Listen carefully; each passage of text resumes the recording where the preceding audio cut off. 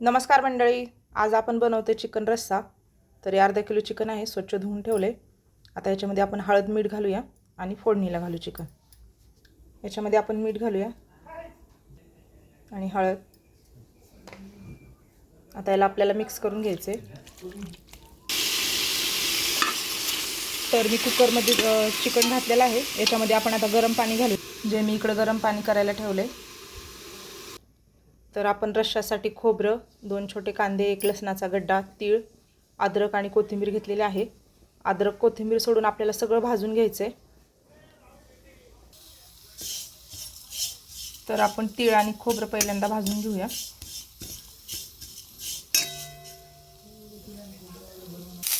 लसूण आणि कांदा भाजून घेते।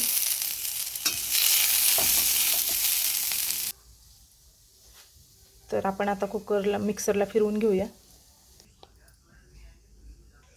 तर आपण आता भाजीला फोडणी घालूया। इथं 2 माप तेल मी तापायला ठेवलेलं आहे। आता आपण याच्यामध्ये मसाला घालू आणि चिकनला थोडंसं तेल जास्तच वापरा। आता आपण मसाला घालूया, जो मी घरीच बनवलेला आहे।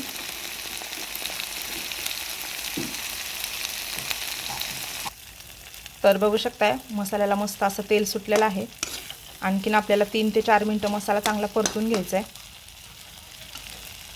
तर इथं आपलं अळणी पण तयार झालेलं आहे, जे मी कुकरला 2 ते 3 शिट्ट्या काढून घेतलेल्या आहेत आणि गरम पाणी घातले त्याच्यामध्ये, म्हणून पटकन झालंय ते।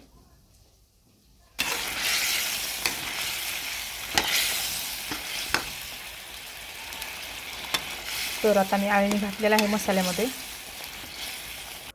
तर बघू शकताय, आपला रस्सा तयार झालेला आहे। तर बघू शकताय, आपलं चिकन रस्सा थाळी आणि अळणी तयार झालेला आहे। तर तुम्ही पण नक्की करून बघा आणि या खायला।